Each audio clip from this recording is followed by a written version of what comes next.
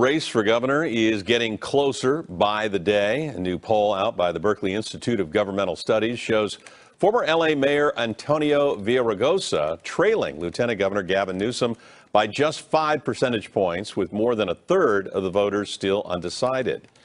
Melissa Kane is alongside now. Villaraigosa is using an interesting strategy to get his name up here in Northern California. That's right, he is. Well, he's got to be excited about this new poll. It shows that support for Newsom fell from 28% in March to 22% in May, and that support for Villaraigosa went up from 9% in March to 17% in May. Villaraigosa was in our studios this week, where we got a close-up look at his approach to Newsom. Now, there are some who've never been in the trenches. They've never been in the fight for social and economic justice. I call them Davos Democrats. Davos, Switzerland, is where the World Economic Forum is held each year. There you can find people like Bono and Bill Gates. Villaraigosa uses Davos Democrats as shorthand for rich liberals, including one in particular. When one of us was going to Davos, I was at the U.S. Conference of Mayors.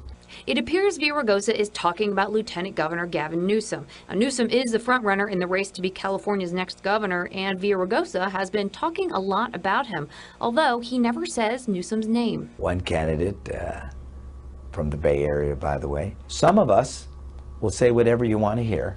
Some politicians, including one of the candidates, happens to live in Marin County. But that new poll suggests that this all might be working, as Villaraigosa appears to be making inroads with likely voters. A Newsom campaign spokesman says he is skeptical that much has actually changed in the last 8 weeks, and he notes that Newsom is still the leading candidate in every poll.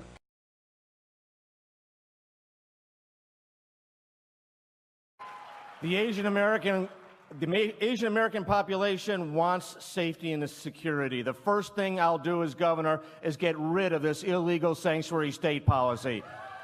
Nobody wants to live next to an MS-13 gang member.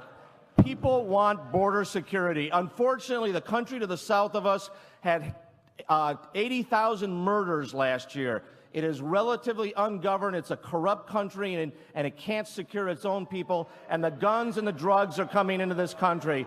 We need to have border security. It should not be controversial. At the same time, we need to fix the problem. I'm a businessman. I focus on solutions. I focus on fixing the problems. And yes, I will work with President Trump to forge a solution to this problem. E-Verify, guest worker programs. We need to have border security, and we need to solve this problem. I will stand with the president on border security.